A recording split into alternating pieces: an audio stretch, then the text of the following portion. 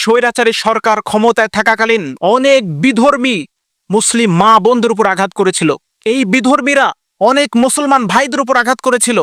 খুলনায় একটা হিন্দু ছেলে আন্দোলনের সময় আমার মুসলিম বোনের উপর আঘাত করেছিল, ভুলে যায়নি। এই স্বৈরাচারী সরকার পতনের পর তার ছত্রছায়ায় লালিত পালিত হিন্দু সন্ত্রাসীদের বিরুদ্ধে প্রতিবাদ করলে তারা বলতে লাগলো যে আমরা সংখ্যালঘু, আমাদের উপর নির্যাতন করা হয়েছে। আপনারাই বলুন, কোনো নিরপরাধ হিন্দুদের উপর কি নির্যাতন করা হয়েছে? কখনোই না। আমরা মুসলমান কোনো বিধর্মীকে নির্যাতন করিনি। স্বৈরাচারী সরকার আমলে তারা যেমন করে মুসলমানের উপর নির্যাতন করেছে, সে তুলনায় আমরা তাদের বিরুদ্ধে তেমন কোনো ব্যবস্থা নেইনি। আমরা তো তাদেরকে মাফই করে দিয়েছি। শুধু মাফ করে দেয়নি, তাদের বাড়িঘর মন্দির আমরা রাত জেগে জেগে পাহারা দিয়েছি।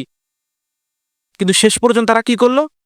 চট্টগ্রামে আমার মুসলিম ভাইকে হত্যা করলো।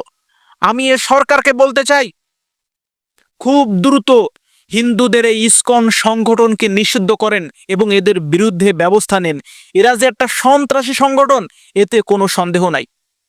এই ইসলামের শত্রুরা, শুনে রাখো, এটা ভারত না, এটা মুসলমানদের বাংলাদেশ, যেখানে 90% মুসলমান বাস করে। এরপর থেকে যদি এমন কোনো অপরাধ করা হয়, আমরা কিন্তু আর বসে থাকবো না। অবশ্যই অবশ্যই তোমাদের বিরুদ্ধে ব্যবস্থা নেব। অতএব সাবধান হয়ে যাও।